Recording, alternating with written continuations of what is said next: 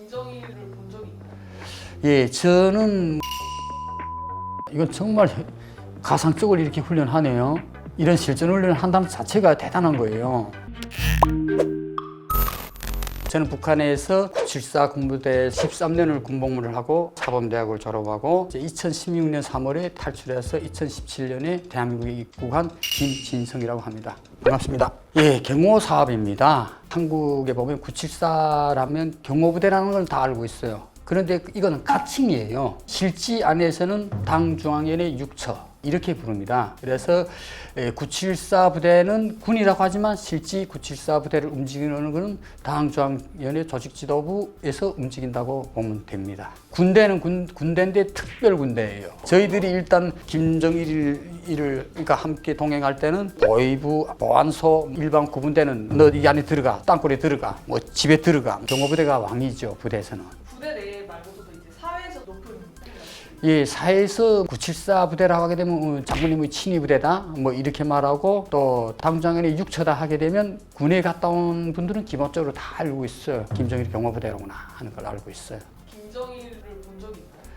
예, 저는 많이 본 축이거든요. 물론 김여정이나 김정은을 이렇게 호해하는 것처럼 그렇게는 못 봤어요. 왜냐하면 다 부류가 있거든요. 저는 키도 작고 좀 체력이 안 돼가지고 산 비탈이나 이런 데서 김정일이 지나가는 걸 뒤에서 이렇게 훔쳐보고 사실은 보면 안 돼요. 보면 이거 내가 비판받아요. 아무래도 근데 호기심이 가니까 보긴 본단 말이에요. 그 내만 보는 게 아니고 뭐 옆에 군인들 같이 보지. 그리고 서로 뭐 봤단 말을 안 하죠. 봤을 때 그때 당시 느낌은 어땠어요? 정말 그 가슴이 막 이게 부풀어오면서 세계의 혁명과 우리 혁명의 위대한 영도자 김정일 장군님을 내가 옆에서 호해하고 장군님 볼 수 있다는 게 정말 최대의 영광이고 정말 행복으로 느꼈죠. 장군님을 위해서라면 내 몸이 육탄이 돼서 막으리라 뭐 이런 각오도 가지고 군복무를 했어요. 한국에 와서 이제 다시 되돌아보니 어떠세요? 너무도 값이 없는 인생에 정말 북한에 있는 모든 간주민들이 다 정말 불쌍해요. 독자 하나를 위해서 이렇게 모든 것을 다 바친다는 게 이게 경호 시스템이라는 게 이게 너무도 참 복잡한데요. 대한민국 경호는 잘 모르긴 하겠지만은 대한민국 경호는 제한돼 있잖아요. 청와대면 청와대 하나 딱 경호 사업이 다 이루어졌잖아요. 그런데 북한은 그 범위가 강범위해요. 포괄적으로 이야기한다면 북한의 제일 경치가 좋고 공기가 제일 좋은 위치, 최고의 공간들은 다 특각에 있어요. 974 부대에다 하게 되면 외부적으로 나타나는 부대 명칭이고요. 안에 들어가면 당중앙위원회 6처라고 되어 있습니다. 제일 노란 자리가 호위소대이고 그 다음에 경비중대입니다. 경비중대는 3개 중대로 이루어졌어요. 한 개 중대에 400명부터 450명, 500명까지 나가고 여기에 이제 예비중대라고 또 2개 중대가 있어요. 경비중대는 해외에 나간다거나 우리 군에서 시찰을 할 때 외부를 싸는 거고 예비중대라고 할 때는 사령관의 지시를 불복종한다거나 어디서 반란이 일어났을 때 진압하는 일이 되고요. 이게 다 6처 직속이라고 보면 되고 당중앙위원회 6처 안에 이제 55가 16가로 이렇게 갈라져 있어요. 55가라고 할 때는 평양시에 있는 모든 974 구분대를 망라하고 16가라고 할 때 지방에 있는 모든 974 부대를 망라하는 거예요. 그러니까 김정일이 특각이다 할 때 원산에 경호원들만 3,000명 있어요. 이 사람들이 싸고 김정은이 원산 특각에 간다 할 때는 그게 이제 호위소대만 따라가거든요. 따라가는 걸 2시간 전에 다 알려줘요. 중대 병영에서 배를 빵빵빵 울려요. 폭풍 1, 뭐 폭풍 2, 그다음에 행사 뭐 이렇게 알리거든요. 그럼 그다음에 장구리를 메고 그다음에 초소를 전개해요. 전개해서 포초서고 이 사람들이 만약 원산 특각이다 원산 특각 밖에까지 경호하고 이 사람들은 들어오고 밖에서 대기를 해요. 김정은이 여기 탁 들어오면 이 안에 이제 경호는 몽땅 원산 특각에 있는 경호원들이 경호하고. 이 호위소대나 경비중대 같은 거는 외부 사업을 위해서 필요한 군인들이고 일단 이 안에 들어오면 경비중대나 이 호위소대도 들어모아요.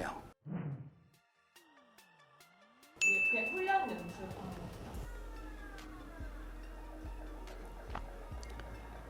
일반 시민 속에도 다 이게 검사를 몸검사 다 하고 금소탕직 다 해요. 북한에서요? 그렇죠. 대한민국 오면 그렇게까지 안 하잖아요. 그러나 모두 금속탕지가 다 금내라고 이런 조건이 좀 불가능하다고 저는 생각해요. 이건 정말 가상적으로 이렇게 훈련하네요.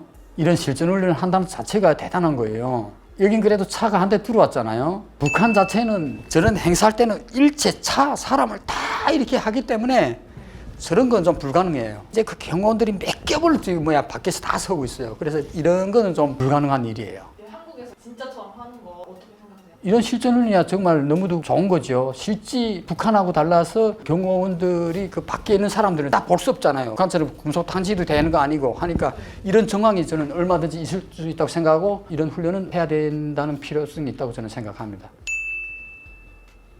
북한에서 이렇게 가까운 시민들과 거리 이게 가능한가요?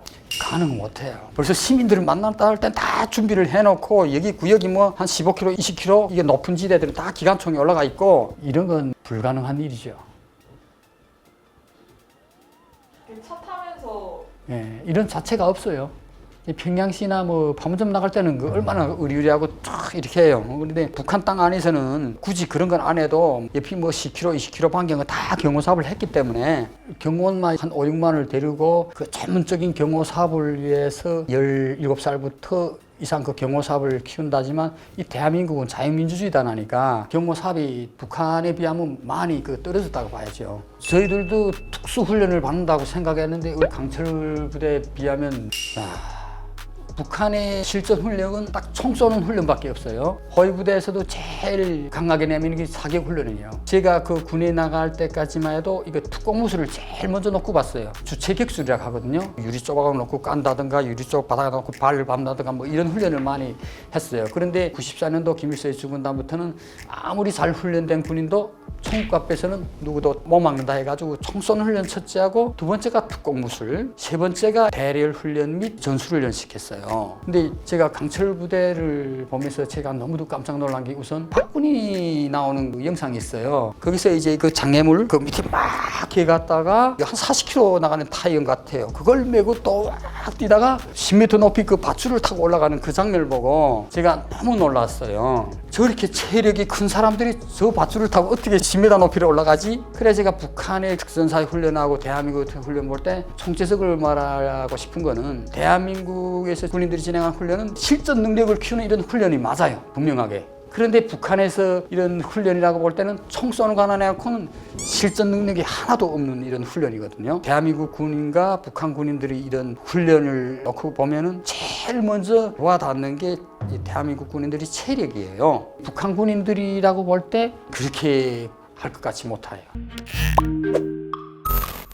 경청해 주셔서 감사하고요. 한마디로 북한에서 정말 그 소요가 일어난다거나 경호 사업에서 김정은을 제거한다거나 이거는 정말 천만 번에 한 번에 있을 수 있는 일이고 저도 그때 그렇게 장군님이 있기 때문에 나도 있다고 이런 견해를 가졌기 때문에 그것보다도 우리가 정말 남북 사회 통합을 위해서는 서로가 협력이 필요하고 빠른 시일 내에 통일은 나누지만 서로 교류와 협력이 돼서 북과 남이 좀 이렇게 자제로 좀 왕래했으면 좋겠습니다.